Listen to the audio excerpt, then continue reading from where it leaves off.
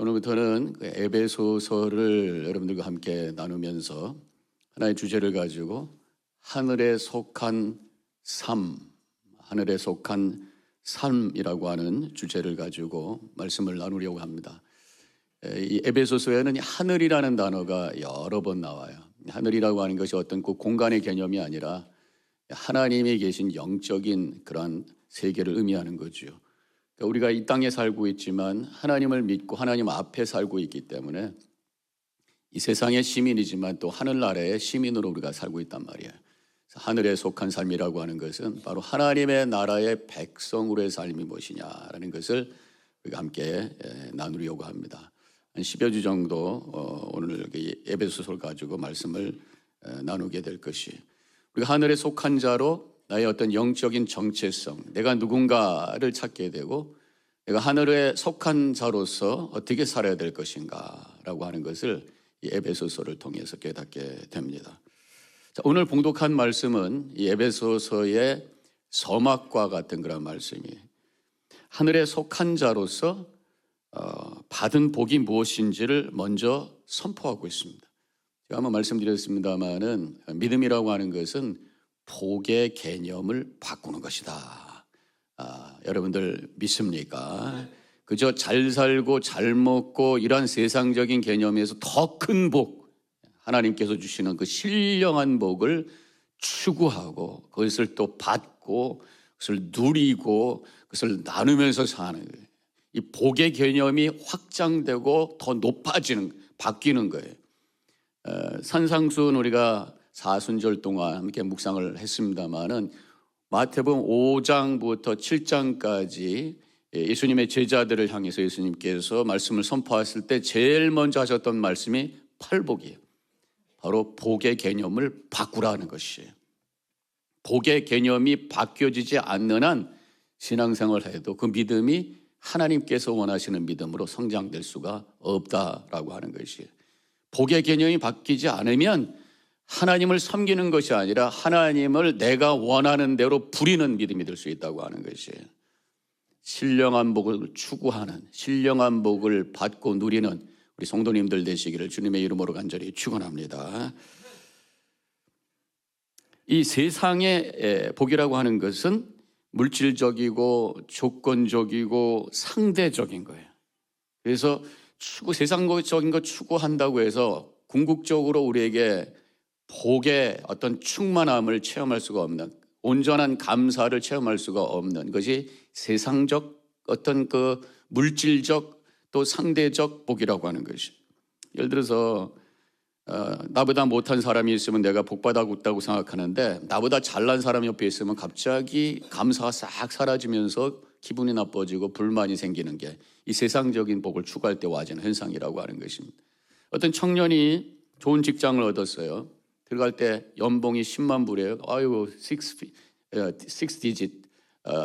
그래서 너무 기분이 좋았어요. 그래서 열심히 일을 했어요. 1년 지났는데 신입사원이 들어왔어요. 커피 한잔 하다가 연봉 얘기가 나왔는데 그 사람이 12만 불 받는다.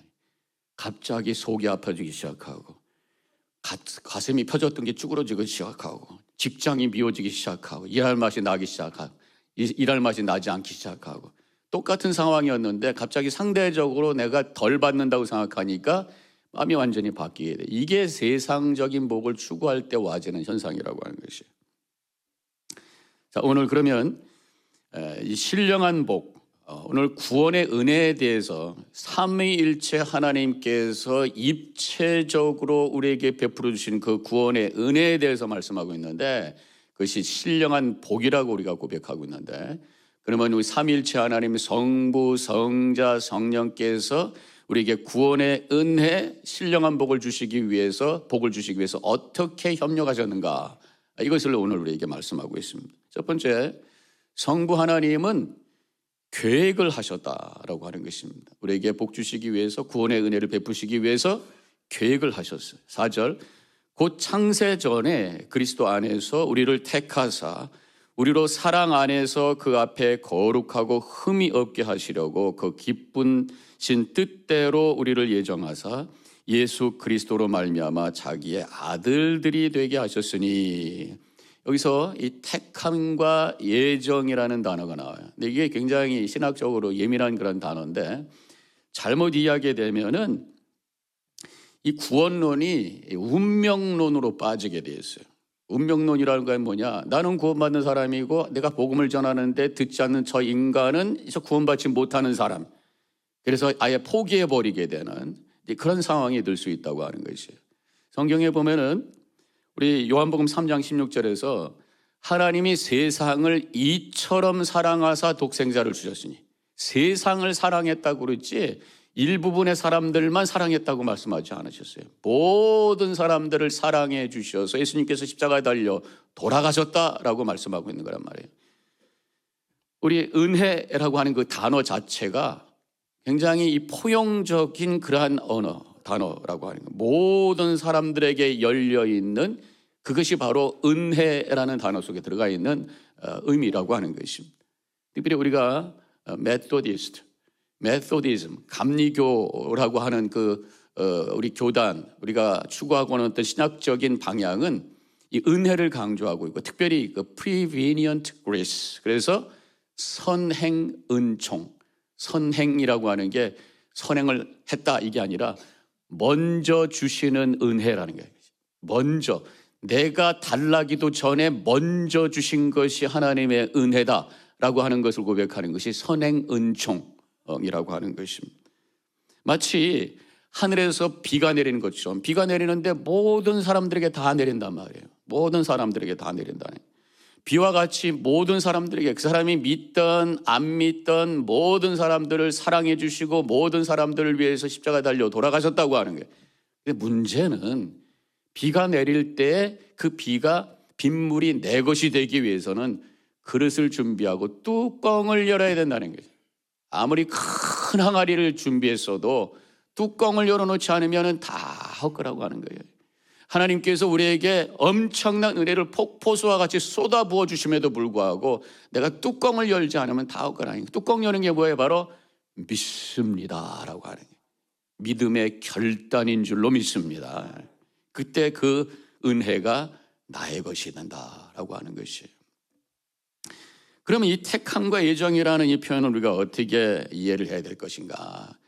여기서 우리가 또 눈여겨봐야 될 단어가 그리스도 안에서, 창세전에 그리스도 안에서 우리를 택하사, 이렇게 시작이 되고 있어요. 그리스도 안에서 내가 예수 믿어 그리스도 안에 있을 때에 하나님의 택한 받은 존재가 되고 예정된 구원의 은혜 가운데 내가 살아가게 되는 것입니다 라고 하는 말씀으로 이 말씀을 우리가 받아들이게 되는 것입니다. 특별히 여기서 창조, 곧 창세전에, 저는 이 단어 하나가 우리 하나님께서 우리를 얼마나 사랑해 주시는가, 우리를 향한 구원에 얼마나 그 갈망이 있으신가라고 하는 것을 깨닫게 돼요. 태초는 하나님께서 에덴 동산에서 우리 인간을 만들어 주시고 모든 것을 흡족하게 만들어 주셨던 그때라고 하는 거예요. 근데 태초의 인간이 하나님 앞에 범죄했어요. 선악을 알게 하는 나무의 열매를 따먹지 말라고 했는데 따먹으로 말미암아 범죄했어요. 범죄할 때 그때부터 다시 인간을 되도록이기 위해서, 다시 돌아오게 하시기 위해서, 구원을 위해서 계획이 시작이 되었다. 타락하는 그 순간 우리 하나님께서는 구원의 계획이 시작이 되었다고 하는, 창세 때부터 예정하셨다, 택하시고 예정하셨다. 창세 때부터 인간의 구원의 계획을 하나님께서 시작하셨다는 거예요. 창세기 3장 15절에 보면은 여자의 후손을 내 머리를 상하게 할 것이요. 지금 뱀으로 나타난 사탄을 저주하시는데 여기서 여자의 후손 누구예요? 마리아의 아들 예수 그리스도가 사탄 마귀의 머리를 짓밟을 때가 올 것이다. 예수님의 죽음과 부활을 통해서 사탄 마귀를 짓바르게 될 것이다 라고 말씀하셨어요. 십자가를 볼 때마다 마귀의 머리를 밟으신 예수 그리스도의 승리를 우리가 발견하고 고백하고 그 예수님을 믿음으로 말미암아 모든 악한 것을 이겨내는 능력을 바라는 우리 성도님들 되시기를 축원합니다.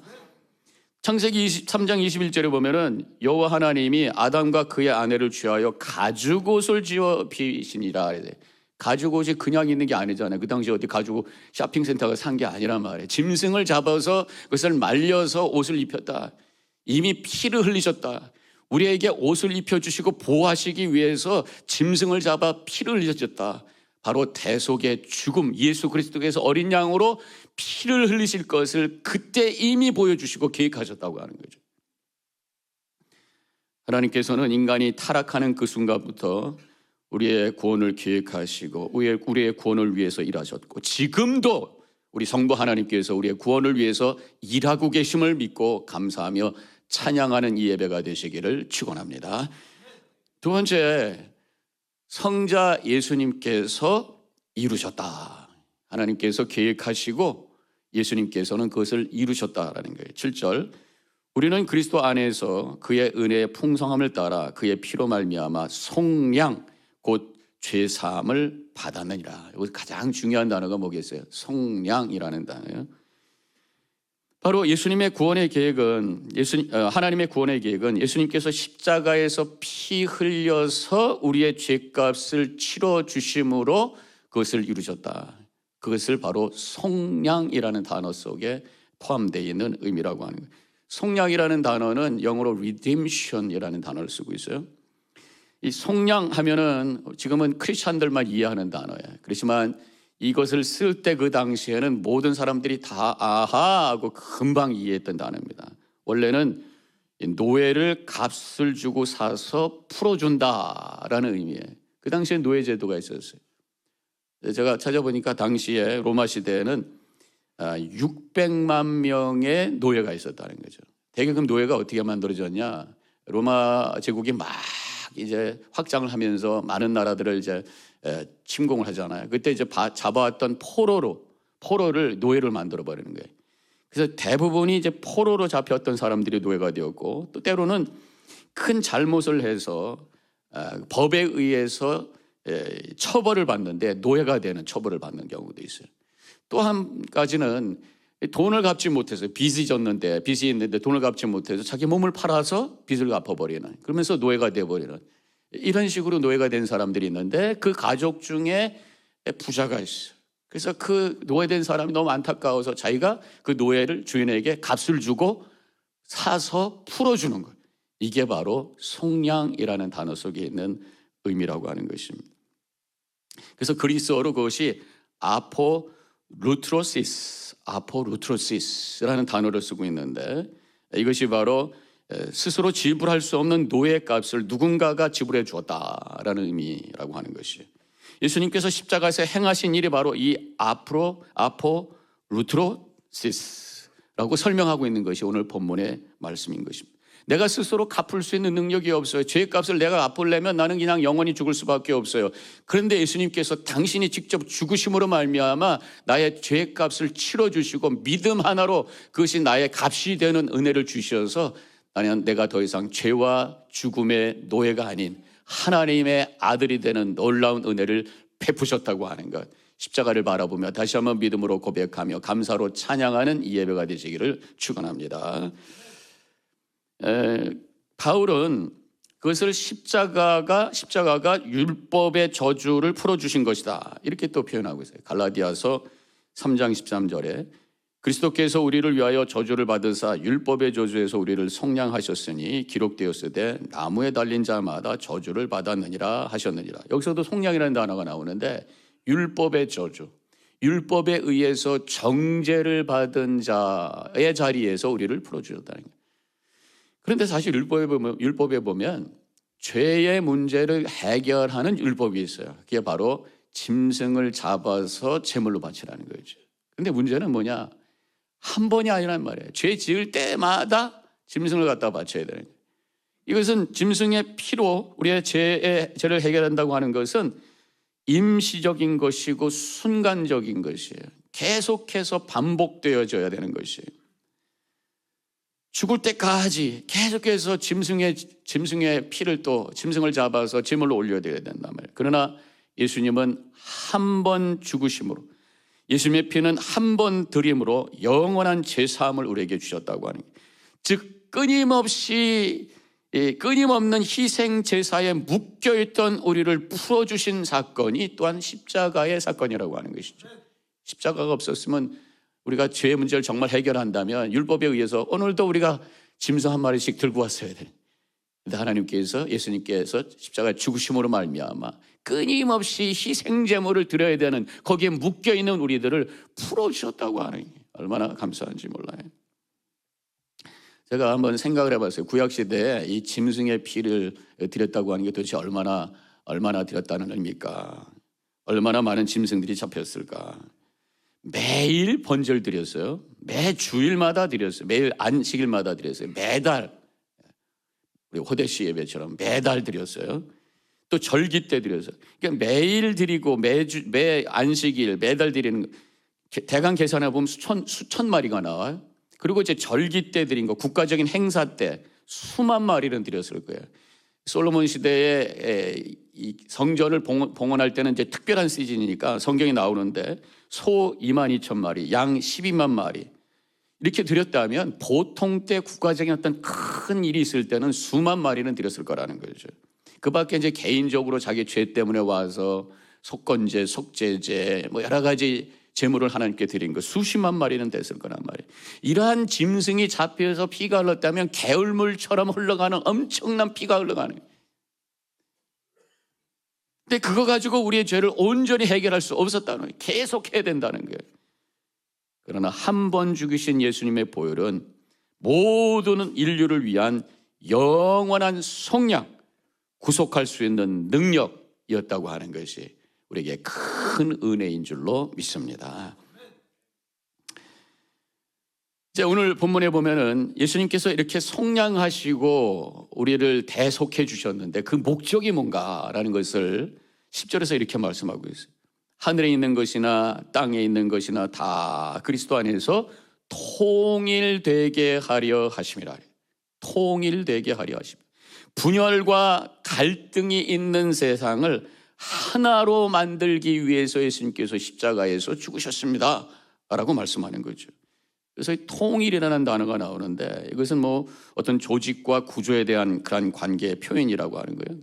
지금 우리한테는 통일 그러면 남북 통일 먼저 생각나는 단어잖아요. 근데 영어 성경에 보니까 all things together 이렇게 되어 있어요. 모든 것이 함께 하나가 되는, 이것이 예수님께서 십자가에 달리신 목적이다 말씀하고 있어요. 평화와 조화된 세상을 만드는 것. 십자가에서 보여주신 하나님의 사랑으로 온 세상이 하나가 되게 하는 것이 바로 속량의 목적이었다.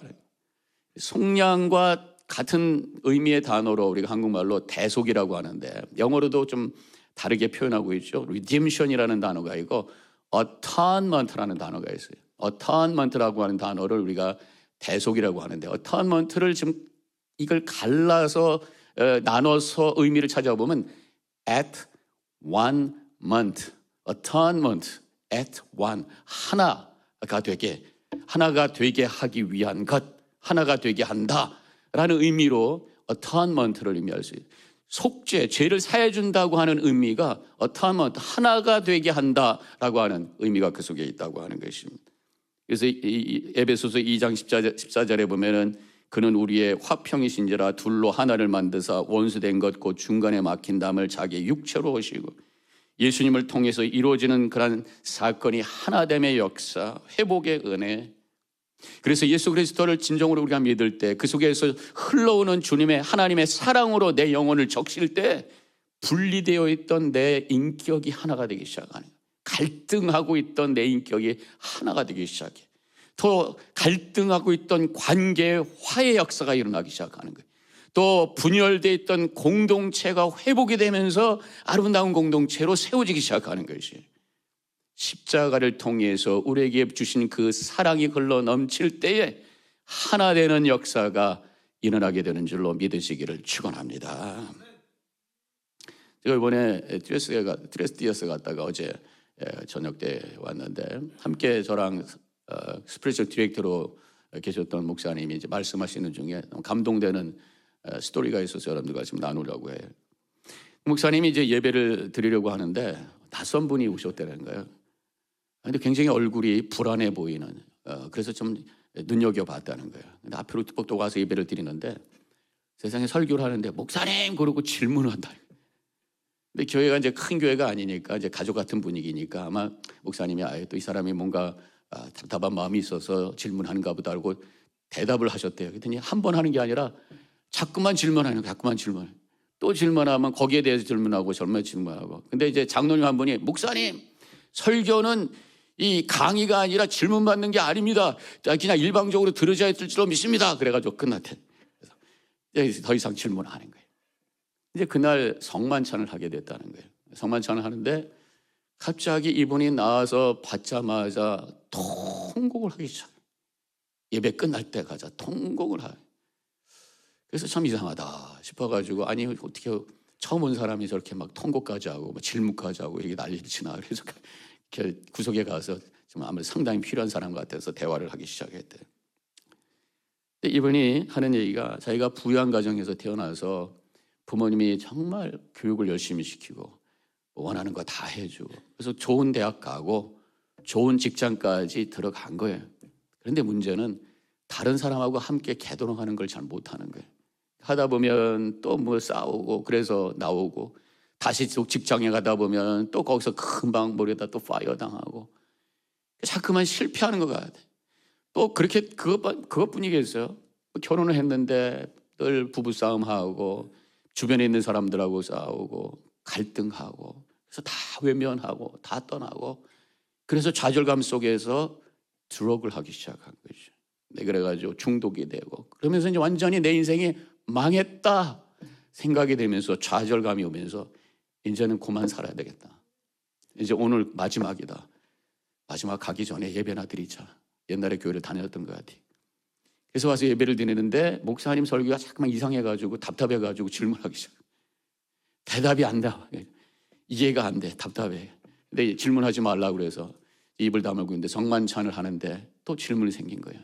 성만찬을 이렇게 받으면서 예수님 나를 위해서 몸이 찢기셨다고 그러는데 나를 위해서 피 흘리셨다고 그러는데 왜 나를 위해서 이렇게 피 흘리시고 죽으셨나요? 이런 질문을 하게 됐을 때 음성이 들리는 것 같았다는 것이죠. 내가 너를 위해서 죽어노라. 내가 너를 이만큼 사랑하노라. 이 음성이 들리면서 그 순간에 통곡을 하기 시작했다는 거예요. 나 같은 다 쓰레기 같은 망가진 이 인생을 주님 사랑하셔서 나를 위해서도 십자가에 찍히시고 피를 흘리셨습니까? 그러면서 팡팡 울기 시작하면서 그 영혼이 다시 회복되기 시작하고 그러면서 내가 오늘 죽으려고 했는데 다시 한번 열심히 살겠습니다. 그러고 떠났다는 거예요. 그분의 존재가 다시 회복이 되고 분명한 것은 아마 그 다음에 소식은 못 들었겠습니다. 못 들었다고 하지만 가정이 회복되고 그 삶이 회복된 줄로 믿습니다. 바로 예수 그리스도의 십자가의 그 능력이 우리를 회복하고 하나 되게 하고 분리되고 나누어졌던 인생이 다시 세워지는 관계가 세워지고 공동체가 세워지는 놀라운 능력을 베푸시는 이것이 바로 예수 그리스도의 십자가의 능력인 줄로 믿습니다.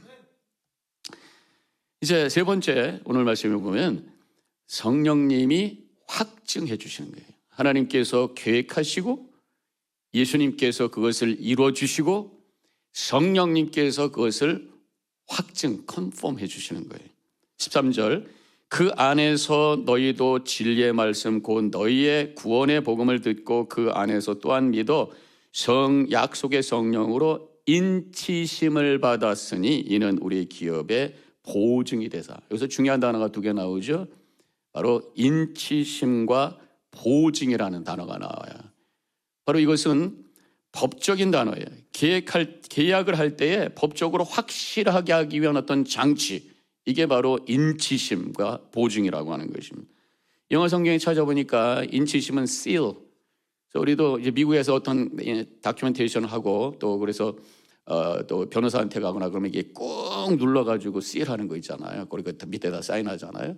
그거는 카피에도 안 나오는 거란 말이에요. 그게 불퉁불퉁하니까. 한국에는 보니까 거기다 구멍을 뻥 뚫는 여러 개 조그만 구멍으로 여러 개 뚫어가지고 seal을 하는 그런 것도 있더라고요. seal. 확실하게 거기다 컨펌해 준다 그런 얘기죠. 근데 보증이라는 단어 보니까 deposit guaranteeing 그렇게 했어요.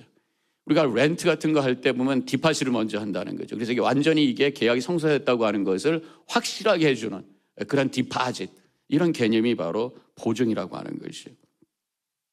그래서 성령, 우리가 예수를 진정으로 믿고 십자가의 구속의 은혜가 우리 가운데 들어왔을 때에 성령이 우리를 인쳐준다. 바로 성령이 우리 안에 내주하신다.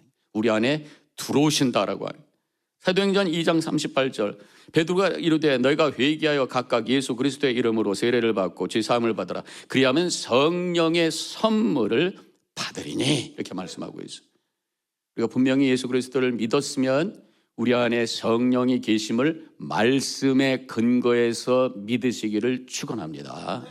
자꾸만 그것을 느낌으로 생각하다 보니까 구원의 확신이 흔들린단 말이에요. 말씀에 의해서 믿습니다 라고 고백하는 거예요. 그때 내 안에 계신 성령께서 역사하시기 시작합니다. 그러면서 우리를 거룩으로 이끌어 가는 거예요. 고린도전서 6장 19절에 보면은 너희 몸은 너희가 하나님께로부터 받은 바 너희 가운데 계신 성령의 전인 줄 알지 못하느냐. 우리 안에 성령이 내주하심을 믿을 때에 그렇다면 내 몸이 거룩한 성전이구나, 이런 고백을 하면서 거룩을 향해서 살아가게 된다고 하는 것입니다. 그래서 성령이 내 안에 내주하시고 계실 때에 증상이 생기게 되어 있어요. 그것이 드러나게 되어 있어요. 그것이 바로 거룩을 향해서 우리가 살아가기 시작하는 거죠. 그것이 바로 성령의 인치심이라는 거죠. 성령의 인치심으로 거룩을 향해 나가게 되는데 그 열매가 보이는데 그것이 바로 성령의 9가지 열매라고 하는 것이죠. 갈라디아서 5장 22절과 23절 오직 성령의 열매는 사랑과 희락과 화평과 오래 참음과 자비와 양선과 충성과 온유와 절제니, 너무나도 우리가 잘 알고 있는 말씀이고 우리 셀 이름에 바로 이 9가지 열매란 말이에요. 근데 여기에 보면은 사랑이라는 단어가 시작이 돼요. 저는 이 사랑이라고 하는 단어가 처음에 있는 단어가 나머지 8개를 다 포함하는 단어다, 그렇게 이해를 하고 있습니다. 물론 우리가 예수 믿는다고 해서 한순간에 온전해지는 것은 아니에요. 그러나 적어도 그렇게 그 방향을 향해서 우리가 씨를 심었는데 한순간에 짠 하면서 열매가 맺어지는 거 아니잖아요. 기다려야 되고 거름도 줘야 되고 물도 줘야 되고, 그러면서 나무가 자라고 꽃이 피고 열매가 맺는 것처럼 시간이 필요해요. 그러나 잘하고 있다면, 그것을 향해서 움직이고 있다면 우리 안에 성령이 계시는 것이고 성령의 인치심이 있는 것이고 내가 구원받은 자라고 하는 것을 우리는 확신할 수 있다는 것입니다. 갈라디아서 5장 19절 21절에 보면은, 그러니까 그 성령의 열매 말씀하기 바로 전에 어디부터 우리가 시작하는가를 말씀하고 있어요. 육체의 소욕을 따르는 모습에 대해서 말씀하고 있어요. 음행, 더러운 것, 호색, 우상숭배, 주술, 원수 맺는 것, 시기, 분냄, 당짓는 것, 분열, 이단, 투기, 술 취함, 방탕함, 여기부터 시작해서 성령의 9가지 열매를 맺는, 이게 우리의 과정이라는 거죠. 시작점이 어딘가? 바로 갈라디아서 5장 19절부터 21절, 여기로부터 갈라디아서 5장 20절, 22절, 이 목표를 향해서 가고 있는 과정에 있다면 바로 그것이 거룩해지는 과정이고 성령의 인치심이 확인된 삶이고 바로 구원받은 자라고 하는 것입니다.